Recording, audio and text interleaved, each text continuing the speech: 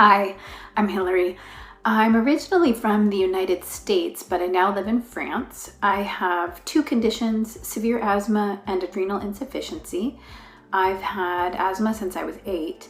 It turned severe when I was 29, and I've had adrenal insufficiency for 7 years.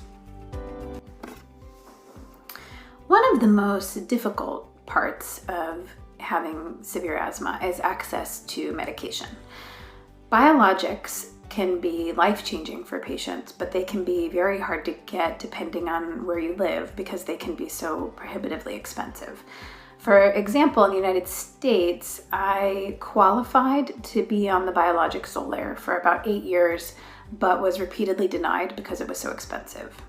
When I got to France, I was able to get on it almost immediately, where it's about 1/6 of the price. The problem was that I had already developed adrenal failure from so many years of prednisone use, which leads to the next part of my treatment journey, adrenal insufficiency, which was much more complicated.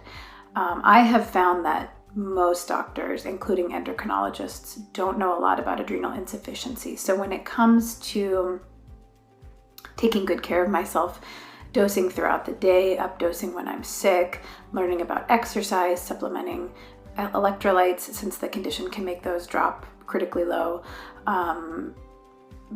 supplementing hormones, all these different things I have learned 99% from health foundations and online support groups.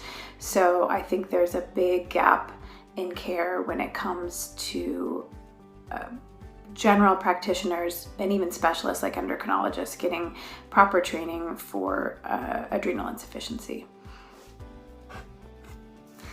If I had a magic wand, I would create more biologics targeted to earlier parts of the inflammation pathway.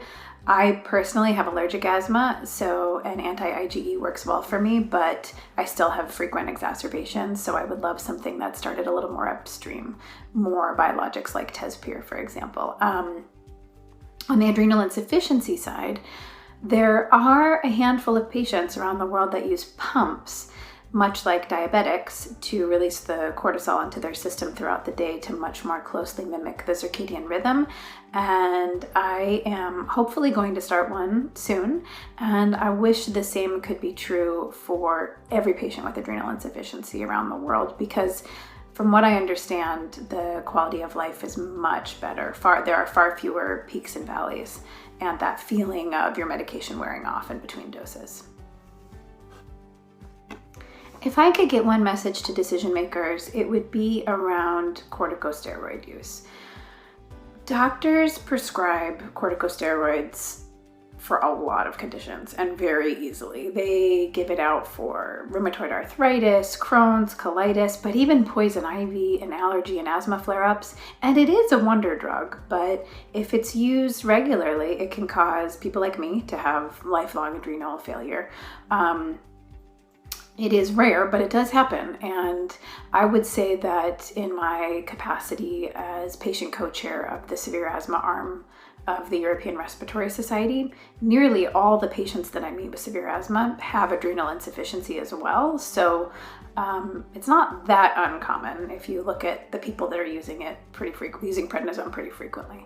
So I would love to see a pretty simple change to flagging patients in the system.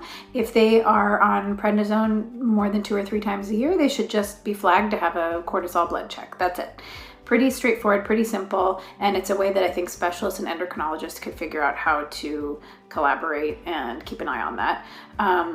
All too often, patients find out they have adrenal insufficiency when they go into an adrenal crisis, which is a potentially life-threatening condition that causes organs to start to shut down because they don't have enough cortisol. And 1 in 4, if left untreated, is fatal. So it's a pretty critical issue, and I would love to have more support from decision makers around preventing as many patients as possible from developing adrenal insufficiency. My name is Hilary, and I advocate for all impacted by severe asthma and adrenal insufficiency.